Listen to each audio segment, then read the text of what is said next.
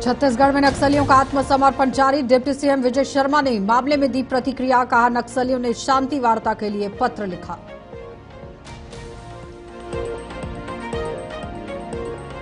PCC chief Deepak Baij ने सरकार पर साधा निशाना। सरकार के फैसले को लेकर दीपक बैज ने जताई आपत्ति। अन्य मुद्दों पर भी पीसीसी चीफ ने दी प्रतिक्रिया।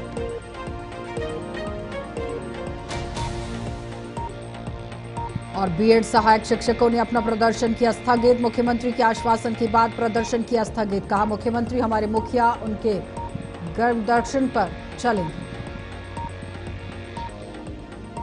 नमस्कार, बुलेटिन में आपका स्वागत है। मैं हूं आपके साथ आशा सरमाल। चलिए शुरुआत करते छत्तीसगढ़ से जुड़ी खबरों की। छत्तीसगढ़ के उप मुख्यमंत्री अरुण साव ने हाल ही में पत्रकारों के साथ एक चर्चा का आयोजन किया, जिसमें उन्होंने विभिन्न महत्वपूर्ण मुद्दों पर अपनी राय रखी और जानकारी साझा की। इस बातचीत के दौरान उन्होंने यहां विशेष रूप से प्रधानमंत्री फसल बीमा योजना के बारे में अपने विचार व्यक्त किए। उन्होंने कहा कि जब से उनकी सरकार सत्ता में आई है, तब से किसानों की प्रगति और समृद्धि के लिए निरंतर प्रयास किए जा रहे हैं। निश्चित रूप से ये बताता है कि हमारी सरकार बनने के बाद हमने किसानों की तरक्की और बेहतरी के लिए लगातार काम किया है। किसानों को फसल बीमा योजना का ज्यादा से ज्यादा लाभ मिले और किसानों को फसल के नुकसान होने पर उन्हें कोई नुकसान ना हो और फसल बीमा योजना का लाभ हर एक किसान तक पहुंचे, ये हमारी सरकार की प्रतिबद्धता है। मैं सभी अधिकारी कर्मचारियों को इस उपलब्धि के लिए बहुत बधाई और शुभकामनाएं देता हूं। किसान भाइयों को बहुत बधाई और शुभकामनाएं देता हूं।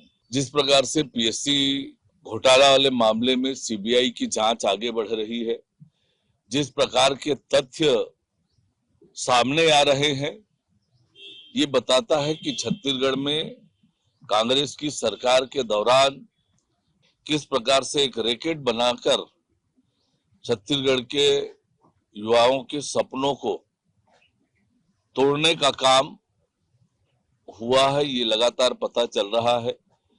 घोटाले मामले में लगातार जांच हो रही है और तथ्य सामने आ रहे हैं। जिस कांग्रेस पार्टी ने निगम मंडल के पैसे को लुटाया हो, 5 साल दुरुपयोग किया हो, छत्तीसगढ़ के सरकार के खजाने को दोनों हाथ से लूटा हो, उसके मुंह से इस तरह की बात शोभा नहीं देती है।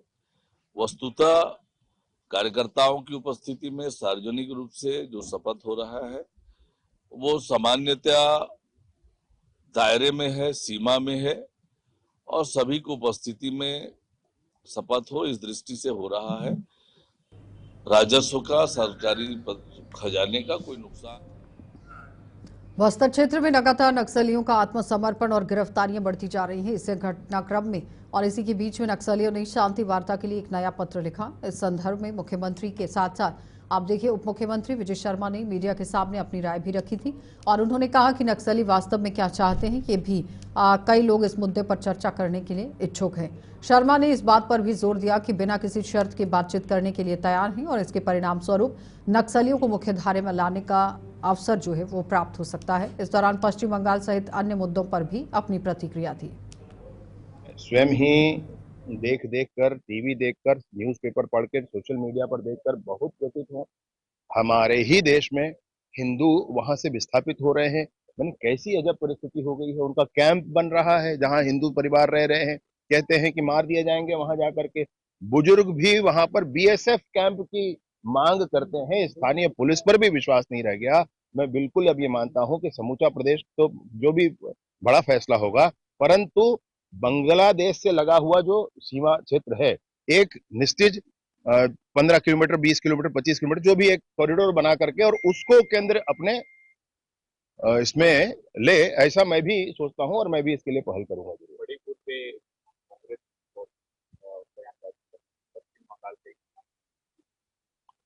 हाँ हाँ, निसंदेह निसंदेह। उनके आका है ना वहां पर, उनके आका है, उनका वोट बैंक है। वहां पर बोलेंगे तो यहाँ का वोट बैंक बिगड़ता है। तो ये वोट बैंक की राजनीति जब तक चलेगी तब तक ऐसे ही होगा। निर्द्वंद होकर देश के भलाई के लिए अगर चिंता न की जाए, न कहा जाए विषयों को, तो नहीं चल सकता भैया। ऐसी राजनीति को दूर करना होगा देश से। देश हित की राजनीति अब सामने आनी चाहिए। ये वोट के लिए राजनीति, ये खाली तुष्टिकरण के लिए राजनीति, ये नहीं होना चाहिए। अपराध के विषयों पर अपराध का घटित होना और पुलिस की कार्यवाही, इतनी दृढ़ता के साथ पुलिस प्रत्येक प्रकरण पर आप स्वयं देख रहे हैं कार्यवाही कर रही है और अपराधी पकड़े जा रहे हैं। आंकड़ों के आधार पर इन विषयों को मैं नहीं देखना चाहता, और वो इसलिए नहीं देखना चाहता कि भावनाओं के आधार पर देखने वाले विषय मेरे मेरे लिए है, और इसलिए जब मजबूर करते हैं तो आंकड़ों को बताना पड़ता है। और आंकड़ों में अब भी ठीक है भाई, मैंने सदन में भी बताया इस विषय को, आंकड़ों में अब भी ठीक है, आंकड़ों का मामला नहीं है। तो प्रदर्शन करना, ये करना एक अलग मामला है। कुछ तो उन बातों को नहीं लेते हैं, लेकिन ये है कि लॉ एंड ऑर्डर के लिए छत्तीसगढ़ छत्तीसगढ़ सरकार ने प्रतियोगी परीक्षाओं को लेकर एक महत्वपूर्ण और दूरगामी निर्णय लिया है, जो कि अभ्यर्थियों के लिए नई संभावनाएं खोलता है। ये नियम लागू किया गया है छत्तीसगढ़ लोक सेवा आयोग व्यापम और विशेष कनिष्ठ कर्मचारी चयन बोर्ड द्वारा आयोजित की जाने वाली विभिन्न परीक्षाओं में भाग लेने के लिए सभी अभ्यर्थियों को पहले परीक्षा शुल्क का भुगतान करना होगा। साथ ही जो परीक्षार्थी वास्तव में परीक्षा या साक्षात्कार में शामिल होंगे, उन्हें उनकी दी गई परीक्षा शुल्क वापस दी जाएगी। साय कैबिनेट में निर्णय हुआ कि प्रतियोगी परीक्षा में जो बैठेंगे, इंटरव्यू तक जाएगा, उनका फीस वापस कर दिया जाएगा। आखिर क्यों? छत्तीसगढ़ के युवा बेरोजगारों के लिए वैसे भी नौकरी नहीं है,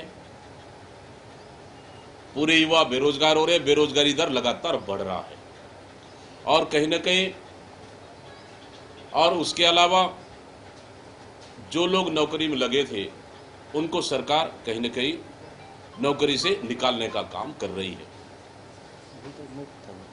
और जिस तरह से छत्तीसगढ़ के युवाओं के साथ परीक्षा में पैसा लेने का, जो फीस लेने का जो निर्णय लिया है, कहीं न कहीं गलत है। पिछले हमारी कांग्रेस की सरकार में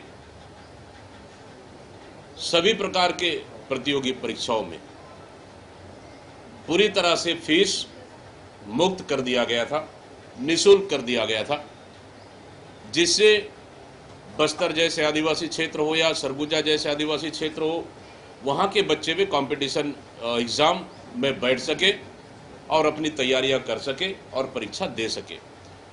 इसके लिए कहीं न कहीं उन बेरोजगारों को हमारी सरकार में मनोबल बढ़ाने का काम किया, और कहीं न कहीं फीस के लेने से बस्तर जैसे आदिवासी क्षेत्र और सरगुजा जैसे आदिवासी क्षेत्र के बच्चों के लिए भारी पड़ रहा है। चीज कि प्रदेश में हम लोग लगातार इस मसले को उठाते रहे हैं कि प्रदेश में कानून व्यवस्था पूरी तरह से चरमरा चुकी है, अपराधियों का मनोबल बढ़ गया है, सरकार गहरे नींद में सोई। औरंग विधानसभा क्षेत्र के ग्राम खौरसी में ही मोर दुआर सरकार जो अभियान है, इसके अंतर्गत आवास प्लस सर्वेक्षण 2.2 का पखवाड़ा जोरों से चल रहा है। मुख्यमंत्री विष्णुदेव साय के यहां सुशासन में मोर आवास मोर अधिकार की भावना को लेकर साकार करने के लिए यह महाअभियान देश प्रदेश व्यापी और रूप से ही 3 चरणों में संचालित किया जा रहा है, जिसकी अंतिम तिथि 30 अप्रैल निर्धारित की गई है। इस अभियान के प्रथम चरण में आरंग विधायक एवं अनुसूचित जाति विकास प्राधिकरण के उपाध्यक्ष गुरु खुशवंत साहिब ने स्वयं ग्राम पंचायत खौरसी पहुंचकर प्रधानमंत्री आवास योजना के तहत आवास प्लस सर्वेक्षण का निरीक्षण किया। बर्खास्त बीएड सहायक शिक्षकों का लंबे समय से आप देखिए किस तरह से यहां पर लंबा धरना प्रदर्शन चल रहा था, लेकिन मुख्यमंत्री के आश्वासन के बाद धरना प्रदर्शन स्थगित कर दिया गया। बताते चलें कि मुख्यमंत्री विष्णुदेव साय की शिकायतों के बाद आप देखिए मुख्यमंत्री ने किस तरह से अपनी बात रखी। शिकायतें शिक्षकों ने की थी और शिक्षकों की प्रतिनिधिमंडल से मुलाकात की, उन्हें आश्वासन दिया गया। इस मुलाकात के परिणाम स्वरूप बीएड सहायक शिक्षकों ने धरना प्रदर्शन को स्थगित करने का निर्णय ले लिया। उन्होंने कहा कि यहां जो मार्गदर्शन मुख्यमंत्री की तरफ से दिया गया है, वे उस पर काम करेंगे।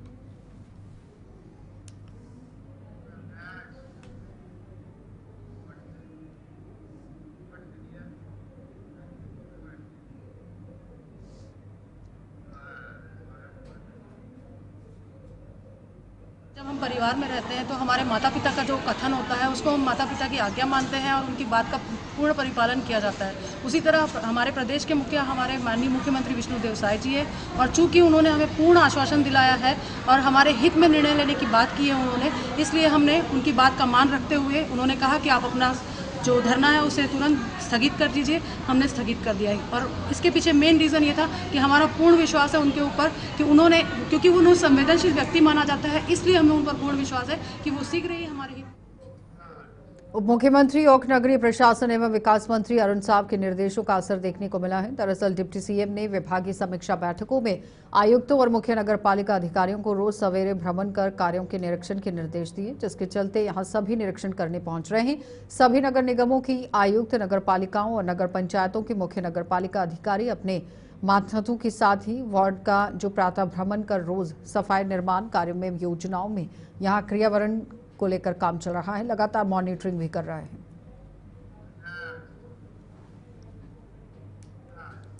साजा विधायक ईश्वर साहू की ही फेसबुक अकाउंट की जो पोस्ट है, फेसबुक अकाउंट से पोस्ट की गई तो लेकर इसको आप देखिए किस तरह से देखा गया।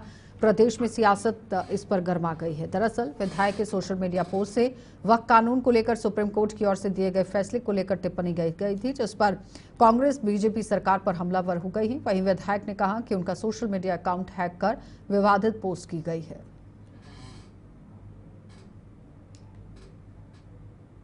फर्जी फेसबुक अकाउंट बनाकर गलत सलत पोस्ट कर रहा है, इसकी जानकारी मुझे नहीं था। मेरे छवि को धूमिल करने के लिए यह सब षड्यंत्र कर रहा है। इसमें विरोधी का हाथ हो सकता है, विरोधी पार्टी का हाथ हो सकता है। इस मामले में मैं बेमेतरा के एसपी को मैं इस जानकारी दे दिया हूँ और इसके लिए मैं एफआईआर दर्ज करा रहा हूँ।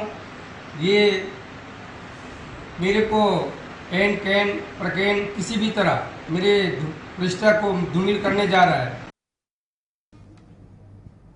परिवहन विभाग द्वारा एक महत्वपूर्ण आदेश जारी किया गया है, जिसमें स्पष्ट रूप से यह निर्देश दिया गया कि सभी वाहनों के लिए जो अप्रैल 1, 2019 से पहले खरीदी गई थी, IND नंबर प्लेट लगाना अनिवार्य होगा। ये पहल न केवल वाहनों की पहचान को सुगम बनाएगा, बल्कि सड़क सुरक्षा प्रबंधन में भी महत्वपूर्ण भूमिका निभाएगा।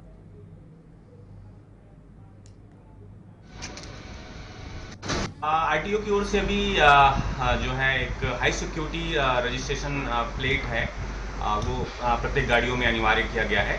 तो अभी उसको लगाने की प्रक्रिया चल रही है। तो रायपुर प्रेस क्लब में भी एक शिविर जो है अपने पत्रकार साथियों के लिए, उनके परिजनों के लिए कल लगाया जा रहा है, जिसमें सभी जो पत्रकार साथी हैं और उनके परिजन इस नंबर प्लेट को लगाने की जो प्रक्रिया है वो पूरी करेंगे। इसके लिए सभी सदस्यों से उनके जो आरसी बुक होती है गाड़ी रजिस्ट्रेशन के समय, आरसी बुक और आधार नंबर और मोबाइल नंबर जो जिसमें OTP आएगी, वो मोबाइल नंबर लिंक भी करना पड़ता है आरटीओ के साथ में, वो सभी के साथ में उनको कल बुलाया गया है और वो आएंगे।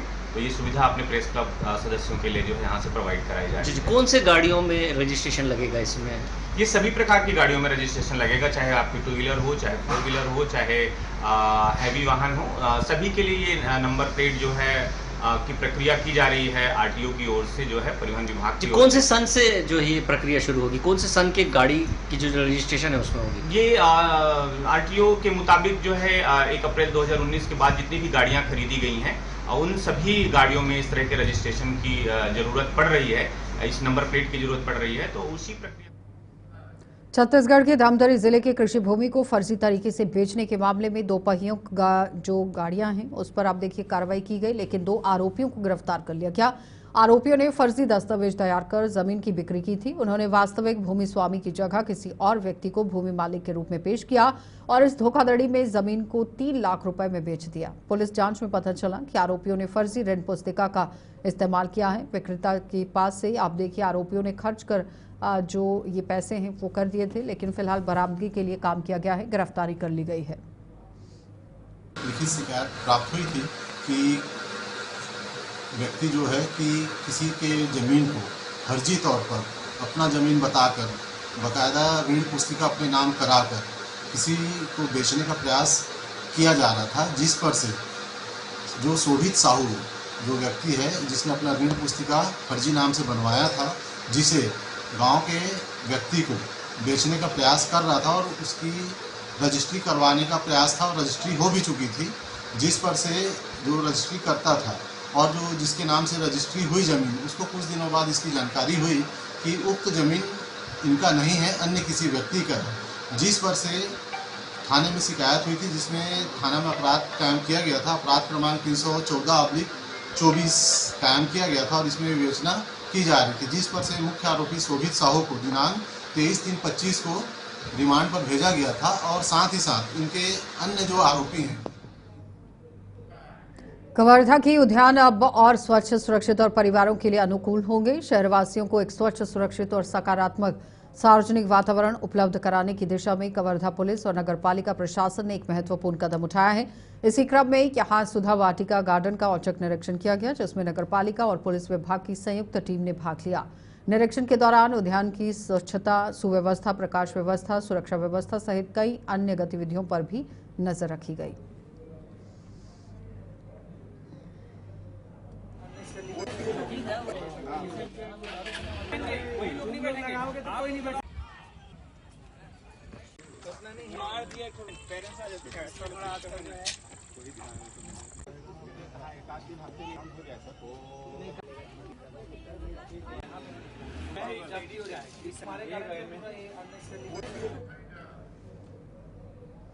चलिए, बुलेटिन में इतना ही, इजाजत दीजिए। नमस्कार।